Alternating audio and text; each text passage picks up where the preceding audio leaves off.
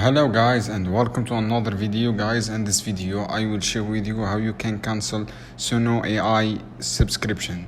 So guys, this easy step you can do: go to your Suno AI, your account, and on your dashboard you need to get paid version. So guys, if you need to get paid version, and you can see option of subscription. Guys, first, for example, I have this plan, so you can see currently subscription. As you can plan, okay, you can get all this option like cancel and subscription, manage subscription, and extend your subscription plan.